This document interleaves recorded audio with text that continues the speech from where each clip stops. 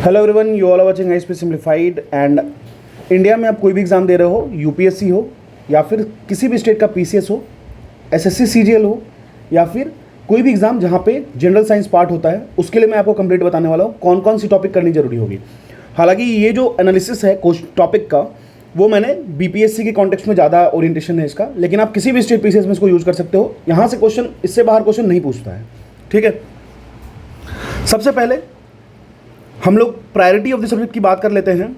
अगर आपको general science पे ग्रिप बनाना है, मैं दो कैटेगरी स्टूडेंट को मानता हूँ, एक जिनका साइंस बैकग्राउंड है, एक जो नॉन साइंस बैकग्राउंड से है। ठीक है, जिनका साइंस बैकग्राउंड है, मैं उनको एक बात कहूँगा कि बहुत ज़्यादा आपको स्टिक नहीं करना है चीज़ों पे। जैसे मान लो अगर आप इंजीनियरिंग बैकग्राउंड से हो तो आपको फिजिक्स पे बहुत ज़्यादा टाइम नहीं देना है। क्यों नहीं देना है? आपको पता है कि आपकी जो बेसिक कोर होती है वो साइंस के आसपास रिवॉल्व करती है, तो उस पर ज़्यादा समय देखिए कोई फ़ायदा नहीं है। जैसे आपका वीक क्या होगा? पॉलिटी होगा। पॉलिटी में अमेंडमेंट्स हो सकता है जो आपको याद करना है। ठीक है, इकोनॉमी का कुछ पोर्शन हो सकता है, तो उस पर ज़्यादा काम करना है आपको, ना कि साइंस वाले पोर्शन पे। साइंस वाले पोर्शन में आपको बायोलॉजी एंड केमिस्ट्री पे थोड़ा ज़्यादा फोकस करना है। इस तरीके से आप उसको इवॉल्व कर सकते हो। तो जो साइंस बैकग्राउंड वाले बच्चे हैं या एस्पिरेंट्स हैं, उनके लिए मैं एक चीज़ बताता हूँ। आप बेसिक करो, ल्यूसेंट की एक बुक आती है, ल्यूसेंट की जनरल साइंस की। हालांकि क्वेश्चंस का जो कॉन्टेक्स्ट है वो अब धीरे धीरे चेंज हो रहा है, एनसीईआरटी लेवल का हो रहा है, लेकिन मैं फिर भी आपको एक बाईपास बताता हूँ। ल्यूसेंट की साइंस बुक आती है, वो करना है आपको। एक टॉपिक करिएगा, टॉपिक तो मैं प्रायोरिटी वाइज दे रहा हूँ, एक टॉपिक कीजिएगा। उसके बाद एक बुक आती है एनसीईआरटी एमसीक्यू की, एनसीईआरटी एमसीक्यू की बुक आती है। अरिहंत पब्लिकेशन वाली सबसे अच्छी बुक है, आप ले सकते हो। अदरवाइज उसकी एक एक टॉपिक, जो भी टॉपिक मैं दे रहा हूँ वो मैं कराऊंगा 100%। एंड घटना चक्र की बुक आती है, वो लगा जाना है, ये दोनों बुक। ठीक है, एनसीईआरटी एमसीक्यू वाले बुक से ये फ़ायदा आपको मिलेगा कि जो भी टॉपिक मेंशन है 6 से 12 वाले एनसीईआरटी में, उसको एज ए क्वेश्चन फ्रेम पे सेट कर दिए हैं लोग, अब बहुत ही अच्छे तरीके से काम किए हैं उस पर। ठीक है, अब मैं बात करता हूँ नॉन साइंस बैकग्राउंड वाले बच्चों के लिए। सबसे पहले मैं आपको ये बता दूँ कि जनरल साइंस होता है ना, उसमें कहीं भी एडवांटेज नहीं है कि आप साइंस बैकग्राउंड से हो या फिर नहीं हो। ठीक है, ये बात आपको समझना है। इवन दो एक चीज़ समझिए कि एक फियर होता है, एक फियर ये होता है कि अरे मेरा तो बैकग्राउंड है ही नहीं। जैसे मान लीजिए अगर कैसीन पढ़ना है हमें या फिर कोल कैल्सीफिरॉल पढ़ना है, आप बताओ इंजीनियरिंग बैकग्राउंड वाले, मान लो मैकेनिकल इंजीनियर है, वो कहाँ से इस चीज़ को सुन के रखेंगे? सब्लिमेशन एक प्रोसेस है जहाँ पे सॉलिड डायरेक्टली कन्वर्ट हो जाता है गैस में। तो क्या मैकेनिकल वाले इसको पढ़ते चलते हैं? नहीं, ऐसी बात नहीं है। एक्वेंटेंसी थोड़ी रहती है, साइंस के प्रति लगाव रहता है, तो थोड़ा सा हेल्प हो जाता है, लेकिन आप भी लीक से अलग नहीं हो, आप उस पर मेहनत कर सकते हो। ठीक है, जैसे मान लो एक एक्सरे, ओरिजिन ऑफ एक्सरे या फिर कोई भी चीज़, रेडियो वेव, माइक्रोवेव, ये एक ऐसी चीज़ें हैं जहाँ पे आपको ज़रूरी नहीं है कि बहुत एक्स्ट्रा एफर्ट लगाने की ज़रूरत है या फिर आपके पास पीएचडी डिग्री होनी चाहिए, एकदम नहीं। तो नॉन साइंस वाले बच्चों को मैं ये कहूँगा, एक आती है दृष्टि की बुक, जिसमें साइंस की थ्योरी वाली पोर्शन दी रहती है। दृष्टि आईएएस की जो कोचिंग है उसमें साइंस वाला पोर्शन है, उससे एनसीईआरटी से उन्होंने कंक्लूड करके बनाया है, उसको आप देख सकते हो। या फिर बहुत ज़्यादा तो मैं नहीं कहूँगा, 9th-10th की एनसीईआरटी की बुक देख सकते हो आप। जैसे मान लो आप ऑप्टिक्स उठाते हो, ऑप्टिक्स में आपको फियर लग रहा है, तो आप क्या करो, ऑप्टिक्स लिखो, ऑप्टिक्स जनरल साइंस लिखो यूट्यूब पे, एनसीईआरटी लिखना, कहीं ना कहीं से कोई ना कोई सोर्स मिल जाएगा, उससे देख लेना, एक 2 से 3 पेज में नोट्स बना लेना। फिर सेम आपको सोर्स सेम रखनी है, एनसीईआरटी एमसीक्यू एंड घटना चक्र, इससे ज़्यादा कहीं भी कोई ज़रूरत नहीं है। घटना चक्र मैंने ऑलरेडी फिजिक्स एंड केमिस्ट्री की करा रखी है complete, full with proper explanation, with proper concepts. NCERT MCQ को मैं करा दूंगा, ये मैं एकदम 100% श्योर हूँ, करा दूंगा। ठीक है, अभी हमारी पॉलिटी एंड हिस्ट्री की स्टार्ट हो चुकी है। चलिए अब देखिए, जो प्रायोरिटी टॉपिक होगी ना, उसको हम लोग किस तरीके से लीन करके रखे हैं। पहले आपको बायो वाले पोर्शन में फोकस करना है, फिर केमिस्ट्री वाले पोर्शन में फोकस करना है, फिर फिजिक्स वाले पोर्शन में फोकस करना है। ये प्रायोरिटी मतलब जिस तरह नंबर ऑफ क्वेश्चंस और इंटेंसिफिकेशन ऑफ क्वेश्चन है, इंटेंसिफाइड क्वेश्चन जैसा पूछते हैं उस तरीके से मैं आपको बता रहा हूँ कि आपको अपने प्रिपरेशन टाइम में बायो पे ज़्यादा फोकस करना है, केमिस्ट्री पे उससे कम, फिजिक्स पे थोड़ा कम भी चलेगा, क्योंकि टॉपिक्स जो फिक्स्ड हैं उसी से क्वेश्चन आता है। अब चलिए हम लोग बात करते हैं बायो वाले पोर्शन में। अगर हम लोग बायो वाले पोर्शन पे मूव करेंगे तो सबसे पहले हम लोग देखेंगे सर्कुलेटरी सिस्टम।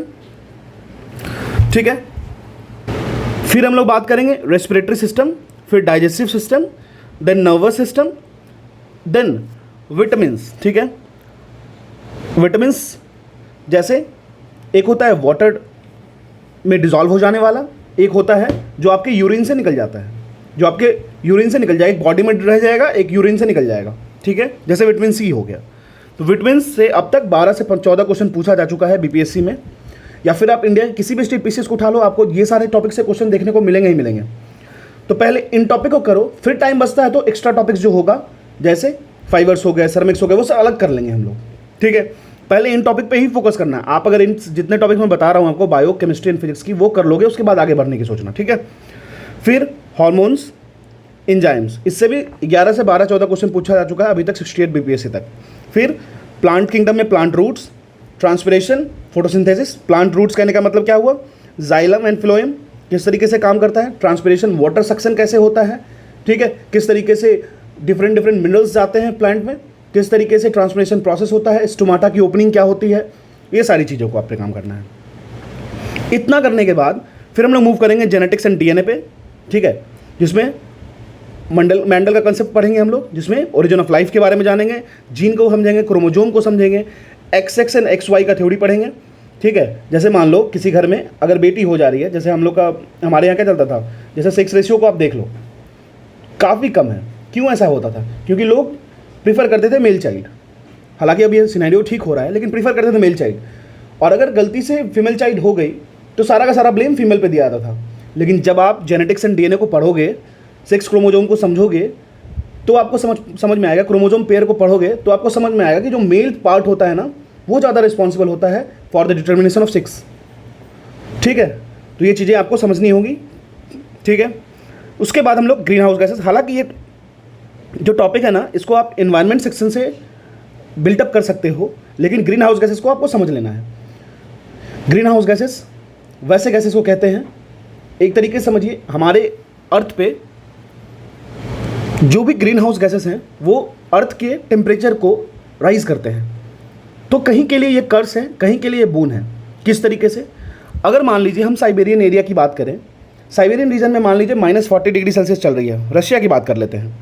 अगर वहाँ का ग्लोबल एवरेज टेम्परेचर बढ़ता है तो उससे उन लोगों को फ़ायदा होगा, क्योंकि अगर ह्यूमन जो इवॉल्व हुआ, नियोलिथिक एज से आया, स्टोन एज से निकल के बाहर की तरफ आया, स्टोन एज को आप समझ सकते हो आइस एज भी कहते थे, निकल के जो नियोलिथिक एज या फिर आगे की तरफ मूव किया, वो उसका सबसे बड़ा वजह था टेम्परेचर राइज, वार्मर टेम्परेचर।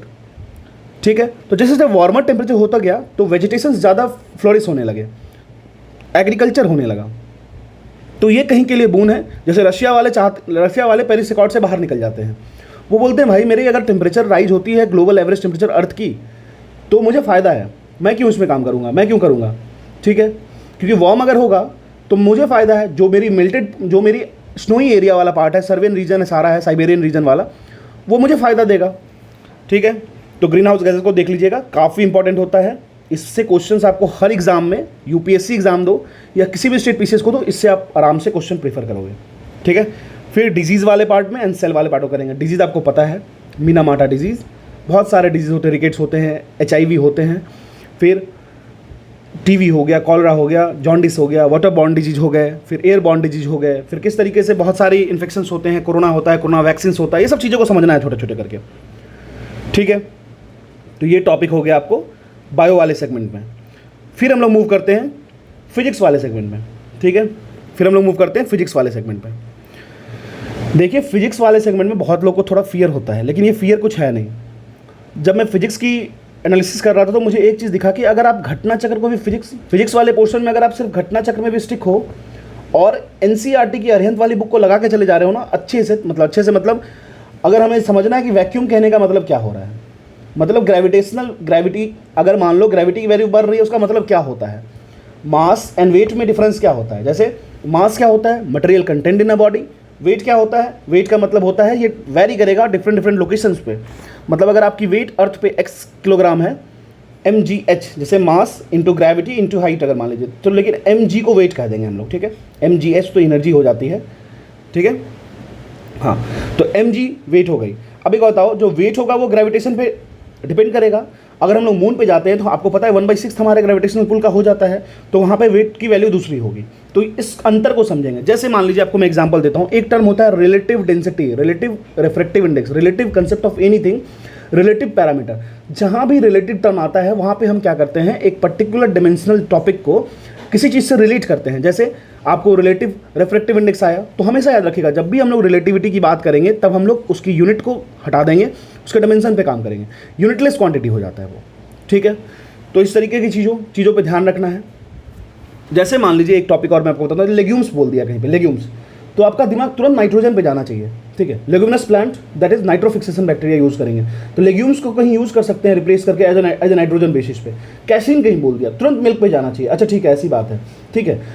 तो ये थोड़ा सा आपका दिमाग इस तरीके से मूव करना चाहिए कि हाँ साइंस का कुछ फैक्टोरियल टर्म्स होता है, उस पर हम लोग ज़्यादा फोकस करेंगे। तो हम लोग अगर साइंस फिजिक्स वाले टॉपिक की बात करें तो optics and radiation, current, electricity and conductivity. अगर आपको ये चीज़ें समझ में नहीं आती हैं तो आप मेरी घटना चक्र की प्लेलिस्ट है, देखो मेरी बैकग्राउंड ही यही है, तो मैं आपको बता देता हूँ, इससे आप आराम से सीख लोगे। नहीं सीखोगे तो कमेंट करके मुझे बताना, मैं आपको फिर से हेल्प करूँगा दूसरे तरीके से। घटना चक्र वाली प्लेलिस्ट मैंने फिजिक्स एंड केमिस्ट्री की पूरी डाल रखी है, 1-2 टॉपिक मिसिंग होगा, आप उसको जाके देखो, आप उससे बहुत बेनिफिट ले सकते हो। फिर नेक्स्ट टॉपिक होगा हीट एंड थर्मोडायनेमिक्स, ठीक है, हीट एंड थर्मोडायनेमिक्स। फिर साउंड वेव पे चलते हैं, मतलब साउंड वेव नीड्स सब material medium for its propagation. अगर वैक्यूम में जाते हैं तो हम जो बोलेंगे वो आप सुन नहीं पाओगे, तो बीच में एयर मीडियम होना चाहिए, तो स्टील में ज़्यादा होगा। मेटल के केस में साउंड ज़्यादा फास्ट ट्रैवल करता है, साउंड की नेचर क्या होती है, साउंड किस तरीके से प्रोपगेट करता है, साउंड की वैल्यू डिफरेंट मीडियम में किस तरीके से वेरिएट करती है, चेंज करती है, ये सब चीज़ समझना है। अल्ट्रासोनिक साउंड क्या होता है, इंफ्रासोनिक साउंड क्या होता है, ऑडिबल रेंज का साउंड क्या होता है, ठीक है। जो 20 हर्ट्ज से 20 किलो हर्ट्ज क्या होता है, ग्रेटर देन 20 किलो हर्ट्ज कर देंगे तो अल्ट्रासोनिक हो जाएगा। बैट्स क्या सुनते हैं, डॉल्फिन्स क्या सुनते हैं, ये सब चीज़ों को आपको समझना है, वेरी बेसिक चीज़, ठीक है। फिर उसके बाद यूनिट्स, मेजरिंग इंस्ट्रूमेंट्स, जैसे एमीटर क्या होगा, वोल्टमीटर क्या होगा। इससे क्वेश्चन अब तक 14-15 बार पूछ चुका है, तो इसको करना है।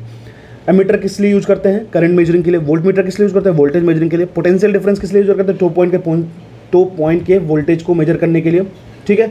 इसी तरीके से एनेमोमीटर होता है विंड को मेजर करने के लिए। इसी तरीके से बैरोमीटर होता है प्रेशर को मेजर करने के लिए। इसी तरीके से बहुत सारे इंस्ट्रूमेंट डिवाइस है जो बहुत ही कॉमन फैक्टोरियल डिवाइसेस हैं, जो हमेशा एग्जाम में पूछता है, बहुत ही कॉमन। आप एक बार प्रीवियस क्वेश्चन को रेफर करोगे ना तो आपको एहसास हो जाएगा कि हाँ यही पूछेगा, इससे ज़्यादा कुछ पूछने का है ही नहीं, ठीक है। फिर हम लोग सोलर सिस्टम देखिए, हालांकि ये टॉपिक तो आप ज्योग्राफी में इसको ऐड कर सकते हो, ये टॉपिक्स को आप ज्योग्राफी में ऐड कर सकते हो, सोलर सिस्टम एंड सैटेलाइट वाले टॉपिक को, लेकिन मैं इसको साइंस में ही डाल दिया हूँ, कहीं से भी देख लेना, ठीक है। Satellites, natural satellites and manmade satellites होता है, दोनों देख लेना। फिर ग्रेविटेशनल वाली बात कर लेंगे, लॉज ऑफ मोशन की बात कर लेंगे, वेरी पॉपुलर टॉपिक, इसको कर लीजिएगा। तो ये हो गया हमारा physics segment, physics and bio हो गया। अब हम लोग मूव करते हैं केमिस्ट्री वाले सेगमेंट पे। देखिए केमिस्ट्री में ना एक चीज़ आप समझिएगा, नेचर एप्लीकेशन बेस्ड क्वेश्चन ज़्यादा पूछता है। जैसे कोई एक एसिड है, उसको हम लोग किस पर्पज से यूज करेंगे, कार बैटरी में क्या यूज़ करते हैं, टीवी के ट्यूब में क्या यूज़ करेंगे। फिर हम जो यूज़ करते हैं, जो हम रेन से बचने के लिए रेनकोट यूज़ करते हैं, उस रेनकोट को किस मटेरियल से बनाते हैं, छाते का मटेरियल क्या होता है, पीवीसी क्या होता है।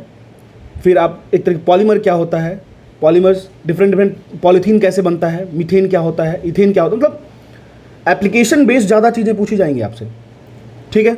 तो सबसे पहला टॉपिक, अभी तक 24-25 क्वेश्चन पूछा जा चुका है, तो आप इसको कभी इग्नोर नहीं कर सकते हैं। Acid, basis and salt,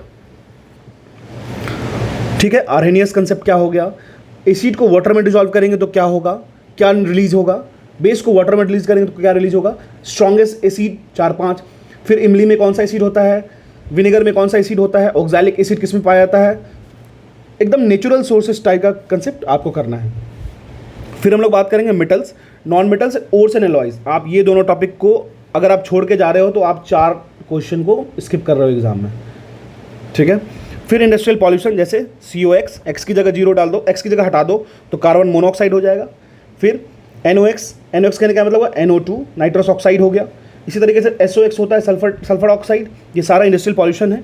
carbon monoxide को पता होगा, जब हम लोग एयर के एब्सेंस में किसी चीज़ को बर्न करते हैं, मतलब एयर एब्सेंट होती जाए और बर्न, जैसे हीटर यूज़ कर रहे हैं तो कार्बन मोनोऑक्साइड होता है। कार्बन मोनोऑक्साइड की जो पोटेंशियल होती है ना ब्लड में डिसॉल्व होने की ज़्यादा होती है एज़ कम्पेयर टू ऑक्सीजन। तो ऑक्सीजन को वो दूर भगाता है और खुद डिसॉल्व होने लगता है ब्लड में, जिससे क्या होता है बॉडी में ऑक्सीजन की कमी हो जाती है और लोग डेथ कर जाते हैं। कभी कभी आप इंसिडेंट सुने होंगे कि ठंडे के समय में हीटर जला के रूम ऑन करके नहीं सोना चाहिए, इसका रीज़न यही है, ठीक है। फिर LPG, मीथेन, एसिड रेन, बहुत बढ़िया से कर लेना। देखो जो भी टॉपिक मैं मेंशन कर रहा हूँ ना, इसकी पीडीएफ मैं डाल दूंगा अपने टेलीग्राम चैनल आईएसपी सिंप्लीफाइड पे। पहले आप क्या करना, इस सारे टॉपिक को एक जगह लिख लेना या फिर इसको ही अपने पास रखना और इस टॉपिक को स्ट्राइक डाउन करो, उसके बाद ही कुछ करना। देखो हार्डली 10 डेज में ये पूरा हो जाएगा। फिजिक्स प्लस केमिस्ट्री की तो मैंने ऑलरेडी घटना तक डाल रखी है, आप अपना बेस वहाँ से तैयार कर सकते हो, पूरे एक्सप्लेनेशन के साथ है, ठीक है। फिर मूव करेंगे कार्बन एंड कंपाउंड पे, किस तरीके से टायर बनता है, किस तरीके से वल्कनाइजेशन प्रोसेस होता है, टायर को किस तरीके से स्मूथ बनाया जाता है। बहुत सारे कार्बन कंपाउंड होते हैं, उसको देखेंगे, ठीक है। जैसे बकनिस्टर फ्लोरेंस क्या होता है, फिर डायमंड किस तरीके से बनता है, डायमंड फ्लोरेंस का स्ट्रक्चर क्या होता है, उसके आइसोटोप्स क्या होते हैं, सब समझेंगे। फिर एटम्स एंड न्यूक्लियस वाले पोर्शन को देखेंगे। फिर सोप्स एंड डिटर्जेंट, कौन सा हेट्रोफिलिक होता है, कौन सा हाइड्रोफिलिक होता है, कहाँ पे हेड होता है, कहाँ पे टेल होता है, ये सब चीज़ समझना है हमें, ठीक है। डिटर्जेंट भी देख लीजिएगा। फिर प्लास्टिक पॉल्यूशन या प्लास्टिक्स देख लीजिएगा किस तरीके से, जैसे ये प्लास्टिक कहने का मतलब हुआ, प्लास्टिक कहने का ये मतलब हुआ पीवीसी क्या होता है, फिर टेफ्लॉन क्या होता है, ये सब, ठीक है। थर्मोप्लास्टिक्स क्या होता है, उसके मोनोमर्स क्या होते हैं, बैकेलाइट क्या होता है, पॉलिस्टर क्या होता है, कार्बन फाइबर क्या होता है, सेरामिक्स क्या होता है, कैसे उसको एक्सप्लोसिव एंड कॉस्मेटिक्स में यूज़ करते हैं, आरडीएक्स क्या होता है, ये सब चीज़ आप देख लेना। एंड फिर वाटर के कंपोनेंट्स को देख लीजिएगा। मेरी मानिए अभी तक जितना मैंने टॉपिक को बताया ना, आप उतना करके चले जाओ, आपका एग्जाम बहुत अच्छा हो जाएगा। आप देखो मेरे एक्सपीरियंस है, मैं 30 में कम से कम 28 नंबर तो हर एग्जाम में लेके आता हूँ। चाहे इंडिया का कोई भी एग्जाम दोगे जनरल साइंस का, वहाँ मुझे 30 में से 28 नंबर आएंगे। मैंने सिर्फ इसी मेथड को अप्लाई किया है और ये बहुत ज़्यादा हेल्पफुल रहा है, ठीक है। तो जनरल साइंस में पहले तो मैं बीपीएससी फोकस कर लेता हूँ, लेकिन ये आप किसी भी एग्जाम में यूज कर सकते हो। आप इतना टॉपिक करके चले जाओ, बहुत ज़्यादा हेल्प होने वाला है। तो टोटल 30 टॉपिक्स हैं, आप इतना करके चले जाओ, आपका साइंस अच्छा हो जाएगा। बस इस पर थोड़ा काम कर लो। जैसे साउंड है, आपकी वीक है साउंड, तो उसको जाके 1-2 घंटे कहीं से देख लो, सुन लो, फिर कहीं से कुछ नोट्स पढ़ लो, कुछ नोट्स बना लो और रख लो हाथ में। फिर क्वेश्चंस लगाते रहो, घटना चक्र मैंने डाला है उसको पढ़ते रहो, फिर एनसीईआरटी में डाल दूंगा उसको देखते रहना, ठीक है। This is all about general science preparation. और भी किसी चीज़ की अगर आपको चाहिए इस तरीके का एनालिसिस तो आप मुझे कमेंट सेक्शन में बता सकते हो। Thank you.